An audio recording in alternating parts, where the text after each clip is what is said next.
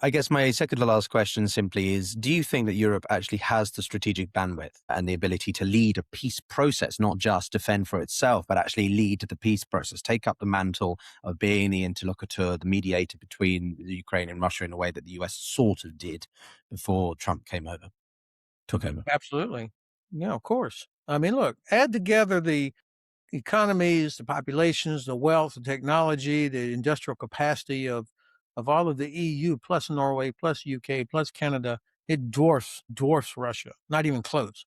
And so it is there. The key is, can they act together? And of course, the Russians are daily, steadily supporting forces that try to break apart that unity. That is always under attack. So, you know, is there a person that could become the face of all this, or a place that is seen as a neutral place that the Russians would listen to? That'll be part of it. But, back a year and a half ago, after Trump first came in and Europeans were complaining they didn't have a seat at the table, is because Trump had zero respect for them. Now they see that, he quit, and they're going to have to do this himself somehow and assert firmness in the process. And if they don't, they still have a lot of tools they can use against Russia. Too many of these shadow fleet vessels go.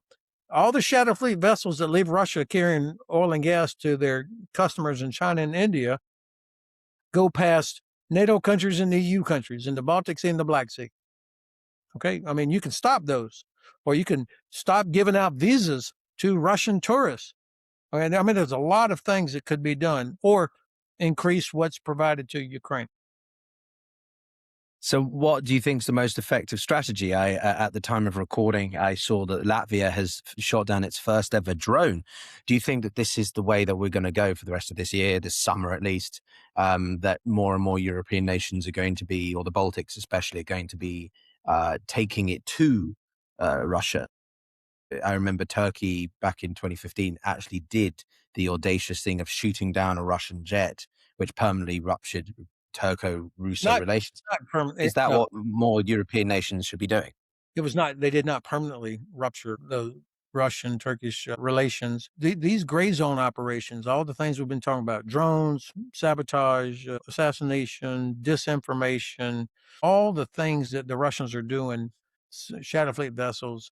These are gray zone operations, and until European countries find a way to punch them in the nose to inflict some kind of consequence, it's only going to continue. So I'm glad that Latvia finally did this. Romania needs to get on the stick, doing the same thing. And this is again where I think NATO could do a better job of helping to establish a coherent response. But the nations have that responsibility. The very last question for you, Ben, is simply, what do you think is the single biggest decisive factor? Is it going to be Ukraine's own operations into Russia? Is it Europeans' unity? Or is it Russia's own economic implosion? Or I something else? think, well, of course, all three of these are connected. Ukraine's relentless attacks on Russia's oil and gas infrastructure with the long range could be enhanced with more investment by other countries to help grow the capacity of Ukraine to produce more of these weapon systems, either by directly investing in Ukraine industry or nations producing their own and providing it to Ukraine. But that, I really believe that this is going to be the path to victory, while at the same time Ukraine with their mid strike is just wrecking Russian logistics along the southern part of, on the border road, the land corridor that goes down to Crimea. I mean, that road as a line of communication has almost been rendered useless because of mid range drones by the Ukrainians. So that, of course, is going to lead to or accelerate Russia's economic problems. And Europe should not be afraid of that. Europe should be helping bring that about.